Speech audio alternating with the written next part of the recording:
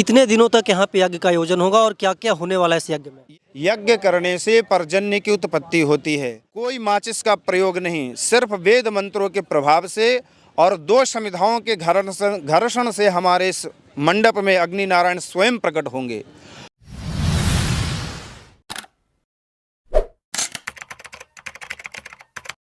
नमस्कार, प्रणाम। मैं अमित चौरसिया और आप देख रहे हैं नालंदा दस्तक। हमारी मौजूदगी है जहानाबाद जिला के गांव में और यहाँ पे बहुत ही भव्य तरीके से शिव शक्ति महायज्ञ हो रहा है, जिसका जो झांकी आप यहाँ पे देख सकते हैं, दिखाइए गौतम, चारों तरफ पंडाल और टेंट लगाया गया है और यहाँ पे आने वाले 9 दिनों तक रासलीला होगा और यहाँ पे क्या बोलते हैं कि यज्ञ होगा। और यहाँ पे जो भी पंडित जी हैं जो कि अपना यज्ञ पूजा स्टार्ट कर चुके हैं, हम पंडित जी से जानते हैं कि आखिरकार यहाँ पे जो पूजा आयोजन हो रहा है इसका मुख्य उद्देश्य क्या है और इस पूजा के आयोजन से इस क्षेत्र में इस पूजा के बाद क्या क्या प्रभाव होने वाले। सरकार, सबसे पहले आपको हमारे चैनल पर बहुत बहुत स्वागत है। धन्यवाद।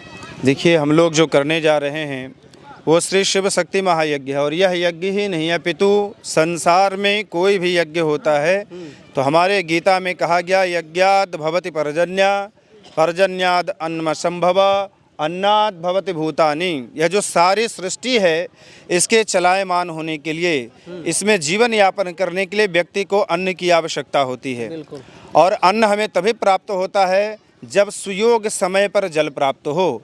इसलिए शास्त्रों ने कहा यज्ञाद भवति पर्जन्य, यज्ञ करने से पर्जन्य की उत्पत्ति होती है और उस पर्जन्य से यह पृथ्वी सस्य सारिणी होती है। पृथ्वी पर सारे प्रकार के अन्न उत्पन्न होते हैं और उससे मानव जीवन का कल्याण होता है।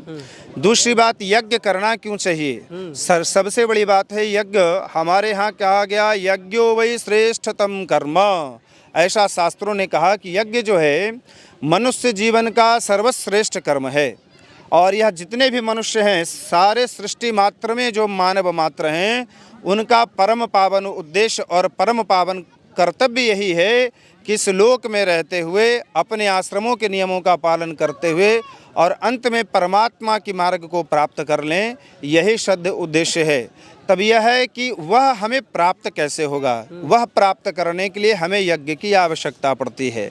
इसलिए कहा यज्ञो वै श्रेष्ठतम कर्म। अब आप जब श्रेष्ठ कर्म करेंगे तो आप सन्मार्ग पर चल पाएंगे और यह जो मानव जीवन है, मानव जीवन का कृतार्थ कर पाएंगे। यज्ञ से चतुर्दिक जितनी भी दिशाएं हैं, चतुर्वर्ण हैं, जितने भी वर्ण हैं सृष्टि में और जितने भी जीव जंतु हैं, उन सबको इस यज्ञ के माध्यम से लाभ प्राप्त होता है। इस यज्ञ से 2 फल की प्राप्ति होती है, लौकिक और पारलौकिक। लौकिक रूप में आप देख रहे होंगे कि यहाँ पर विविध प्रकार के मंडल का निर्माण किया गया है।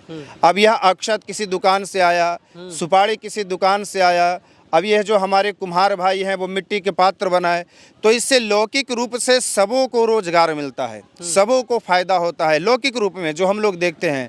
और पारलौकिक क्या है? यह कर्म करने से, भगवान की आहुति करने से, जो कर्म हम लोग भगवान को प्राप्त कराते हैं आहुति के माध्यम से, उस कर्म को करने से हमारा जो जीवन है, हमारा जो कर्म है, हमारा जो धन है, वो सन्मार्ग में लगता है, जिससे पारलौकिक हमें मोक्ष की प्राप्ति, पारलौकिक तत्व की प्राप्ति होती है। इसलिए भी यज्ञ करना चाहिए और यज्ञ सभी मनुष्यों को यथासंभव यज्ञ करने चाहिए। यह जो यज्ञ हम लोग कर रहे हैं यह शिव शक्ति महायज्ञ है।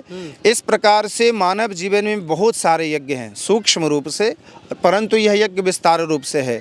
सूक्ष्म रूप से चूँकि कलिकाल प्रधान है तो अब लोग सारे यज्ञों में प्रवृत्त नहीं हो पाते, इसलिए सबको मिलाकर के एक आयोजन किया जाता है।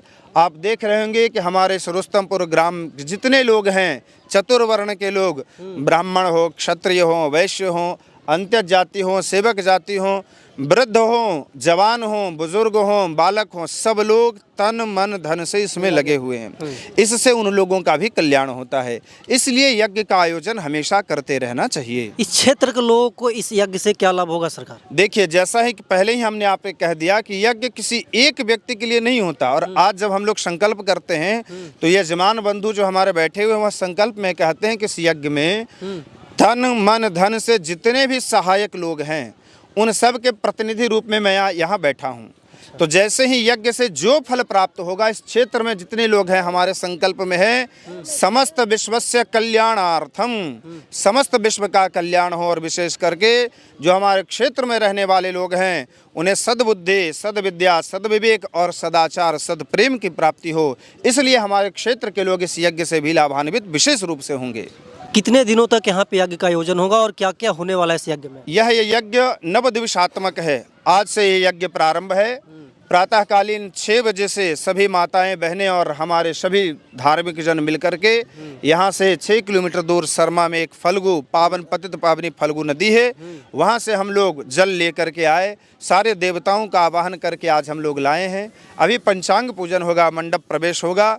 हमारा जो यज्ञ है यह 9 दिवसों तक चलेगा। 9 दिनों तक ये 9 दिनों तक चलने वाला यज्ञ है। आज हम लोग मंडप प्रवेश करके भगवती श्री शिव शक्ति की सायंकालीन आरती करके आज के पूजन कर्म को विश्राम देंगे। अगले दिन अरणि मंथन होगा।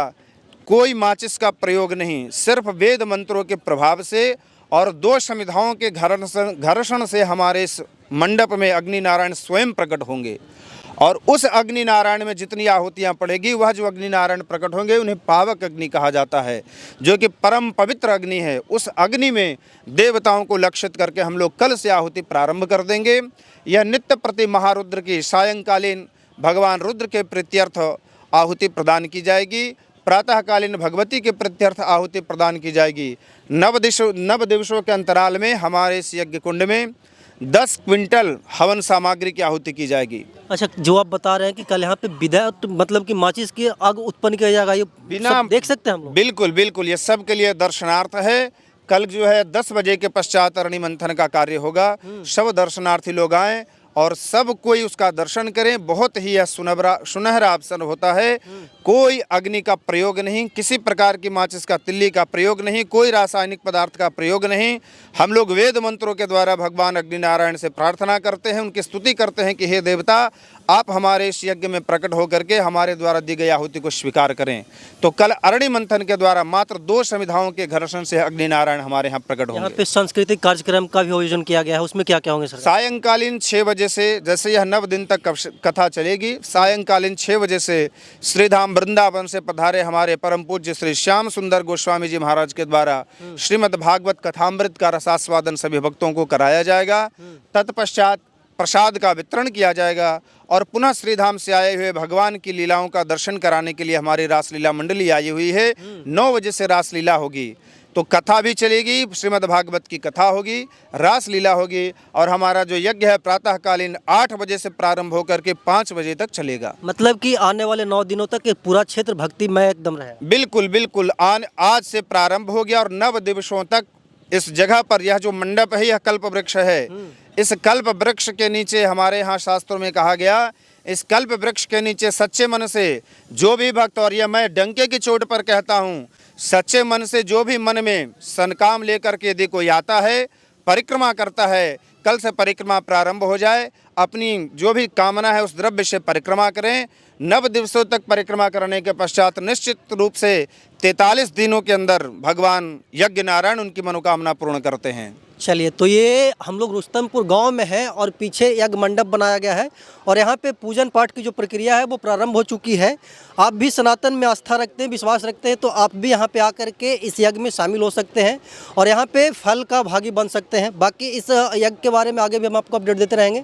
तब तक के लिए बने रहे हमारे साथ और देखते रहें नालंदा दस्तक। धन्यवाद।